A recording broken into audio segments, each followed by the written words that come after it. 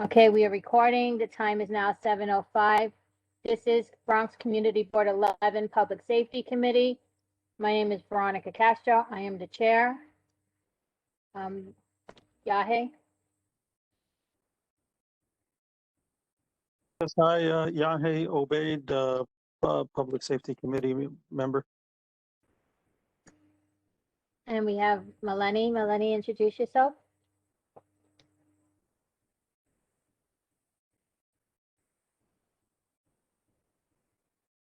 Okay, we have Melanie Lahas also, who's a committee member joining us. Today we also have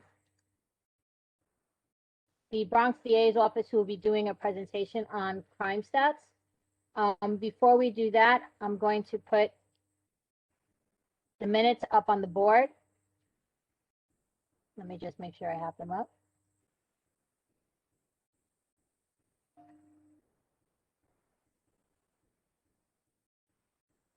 Okay.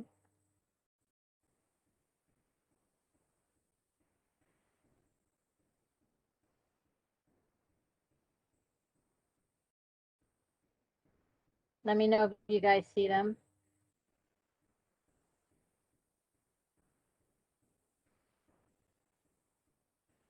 We can see it. Okay. The minutes have been published for a while. Do we need to read the minutes, or has everybody read the minutes already from the committee? I'm good with it. If you want to call for a motion. Okay, Melanie, are you good with it too?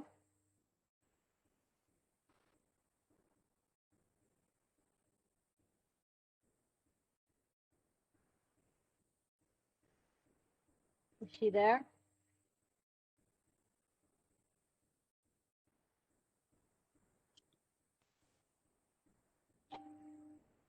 All right. I guess we'll wait to do the minutes until we know that Melanie can hear us and that she can vote. Otherwise, we won't be able to really have to vote. So, hold on. Okay. So what I'm going to do now is I'm going to let the DA's office go ahead and start their presentation. And Sonia, you can go ahead and let me know when you want me to share the presentation. Okay, absolutely. Let me just say a few words first, and then you can feel free to start sharing. Again, my name is Sonia Tennell. I am from the Crime Strategies Bureau with the Bronx District Attorney's Office. I am here tonight with Cristina Calderon, who I'm sure you all know very well, and also Mr. Carlos Torres, who is our crime prevention coordinator. Before I get into the actual numbers, just to tell you a little bit about the Crime Strategies Bureau, we provide data to the district attorney, and mostly what we focus on is violent crime. And those crimes would consist of homicides or murders, shooting incidents, and shooting victims. Those are the things that we cover mostly, or what we really provide data on when we are giving that information to the DA and to the public.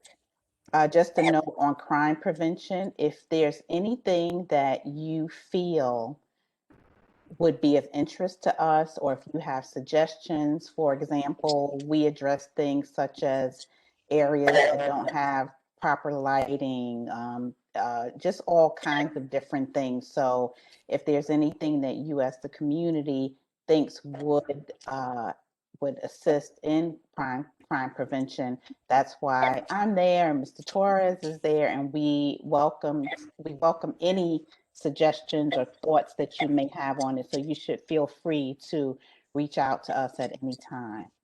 So if we could now share the slides, that would be great. Certainly. Hold on one sec. Sure.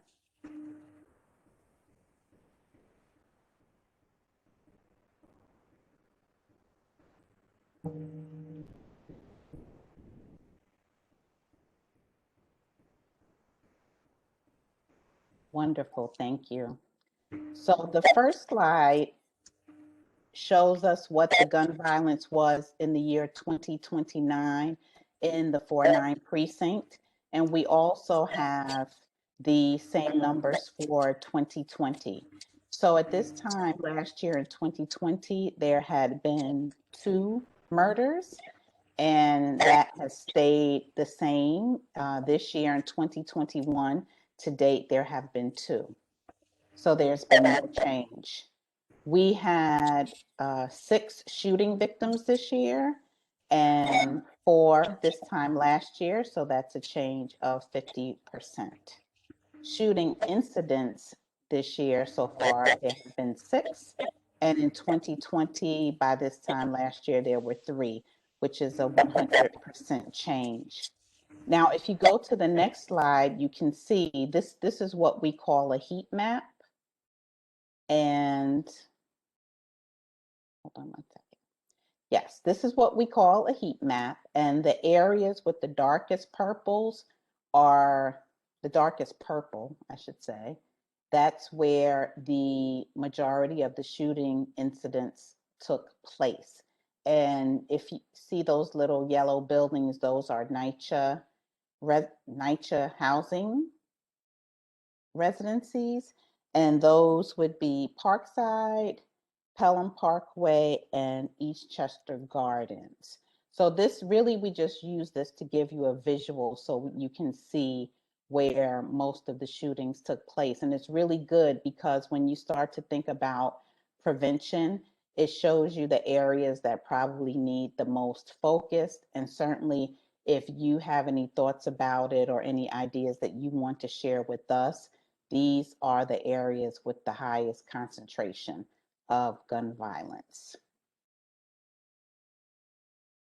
What else did I want to share with you? Oh, when these crimes take place, obviously the district attorney's office has a great interest in collaborating when possible with the police department and having these crimes solved. And the community also has a part in that as well. So we always try to encourage people, if you see something or if you know something, say something. Certainly the police department would be the first line for that, but we also welcome people who have information or have thoughts to come to us as well if they think it's going to lead to these crimes being solved or prevented.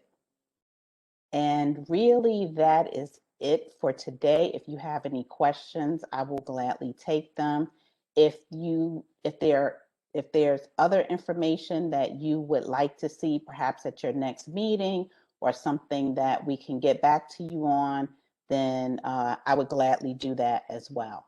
And I will put my information in the chat. I know Mr. Torres has already put his in there, so you can certainly feel free to reach out at any time.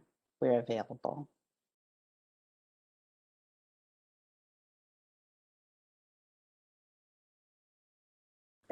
Thank you. It was very interesting. You're welcome. Thank you.